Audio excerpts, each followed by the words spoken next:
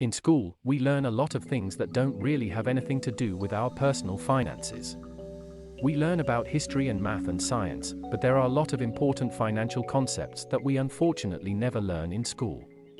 In this video, we are going to teach you about some of the most important personal finance facts and tips that you should know, and that you may not have been taught in school.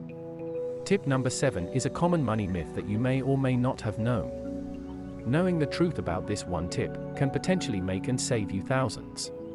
So, continue on for tips on saving, investing, and more. 1. You don't need a credit card to build your credit score. A lot of people think that they need a traditional credit card to build their credit score. But that's not necessarily true. There are other ways to demonstrate to creditors that you're a responsible borrower. For example, you could take out a small loan from a bank or credit union and make your payments on time. Or you could get a secured credit card, which is backed by a cash deposit. Whatever route you choose, the important thing is to show that you're capable of handling credit responsibly. By doing so, you'll eventually qualify for loans with better terms and rates. And that's how you'll really start to build your credit score. 2. Investing in stocks is not as risky as you think.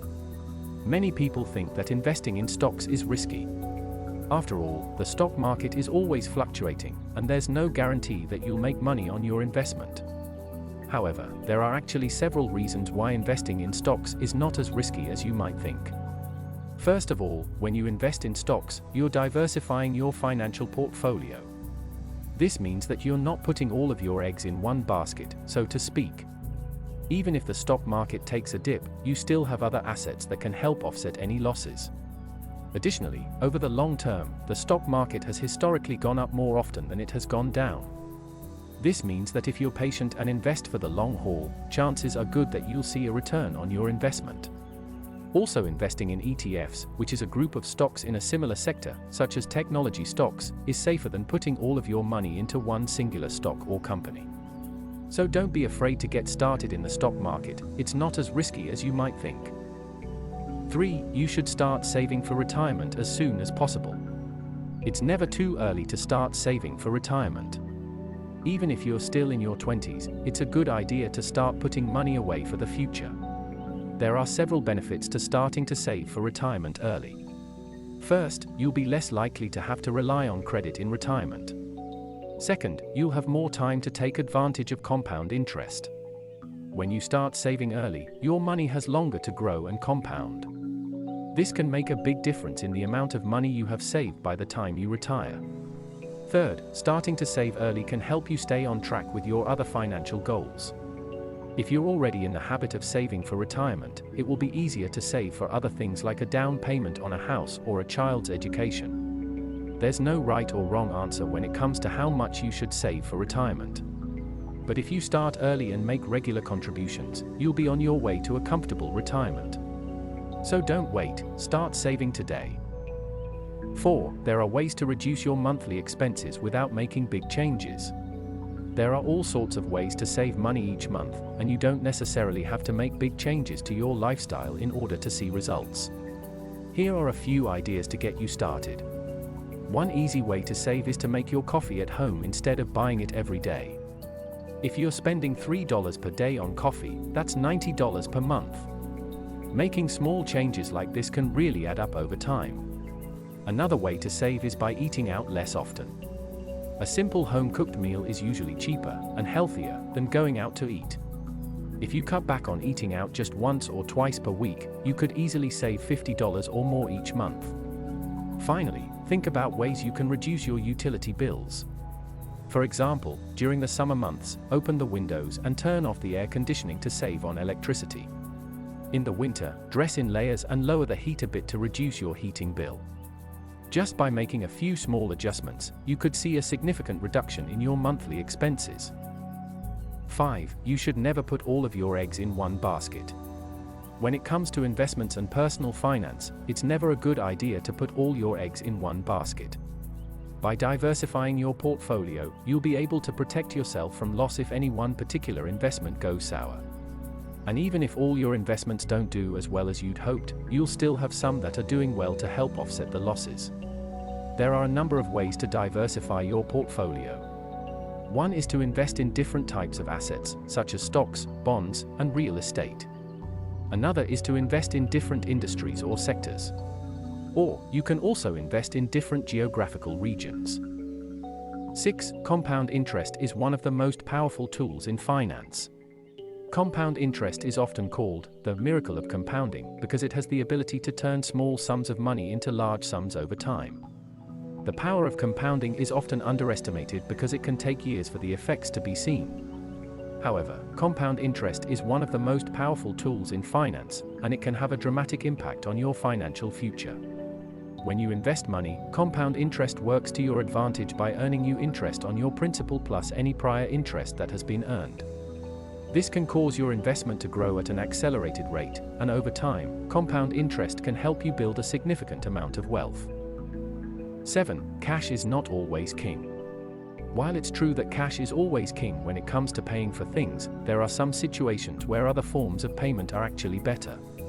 For example, when you're traveling abroad, it's usually best to use a credit card instead of cash. That's because credit cards offer exchange rates that are much better than the rates you'll get from currency exchanges. Additionally, credit cards offer fraud protection in case your card is lost or stolen. When you're making a large purchase, such as a car or a TV, you may also want to consider using a credit card. That's because many credit cards offer cashback rewards, extended warranty protection and purchase protection, which can save you a lot of money if something goes wrong with the item you purchased. For larger purchases and travel expenses, it's worth considering other options other than cash. 8. You can negotiate a better salary. It never hurts to ask. It can be nerve-wracking to ask for a raise, but if you don't try, you'll never get what you deserve. Keep in mind that your employer wants, or should want to keep you happy, so they are likely to be open to negotiation. Here are a few tips to help you get started. Do your research. Know what the going rate is for your position and be prepared to justify why you deserve more. Be confident. If you go into the meeting feeling like you're already at a disadvantage, it will be harder to negotiate from a position of strength. Be flexible. If your employer isn't able to meet your exact request, see if there are other ways they can compensate you, such as additional vacation days or flexible working hours. Be prepared to walk away. This doesn't mean that you should threaten to quit if you don't get what you want, but it's important to have a backup plan in case the negotiation doesn't go your way. Don't be afraid to ask for what you're worth, chances are, you'll end up getting it. 9. It's important to have an emergency fund to cover unexpected expenses. Most people have experienced the stress of an unexpected expense at some point in their lives. Whether it's a car repair, a medical bill, or a home improvement project gone wrong, these expenses can quickly add up. That's why it's so important to have an emergency fund to cover these unexpected costs. By setting aside money each month, you can build up a nest egg that you can tap into when the need arises. And because you're not relying on credit cards or loans to cover these expenses, you can avoid paying interest and fees. Having an emergency fund is one of the best ways to protect yourself from financial hardship. So instead of buying bottles at the club, start saving today and you'll be prepared for whatever life throws your way. 10. You are your most valuable asset. In today's world, it's more important than ever to remember that you and your mindset and outlook are your most valuable asset. Your skills, experience, and work ethic are what set you apart from the competition. While it's important to have a strong resume and be able to sell yourself in an interview or to potential clients, don't forget that the most important thing is what you bring to the table. When you remember that you are your most valuable asset, it will be easier to stay focused and confident. And when you finally land that dream job or deal, you'll know that it was because of your own hard work, sacrifice, and dedication. So don't sell yourself short, remember that you are your most valuable asset. While personal finance may not be a hot topic in school, it is something that we should all learn about. These 10 personal finance tips will help you get started on the right foot and make your money work for you. What are your favorite tips? Leave a comment and let us know what other tips should be on the list. We hope you guys liked the video, and for more videos like this, please subscribe to the channel and hit the bell icon for notifications on future videos. See you in the next video. Until next time.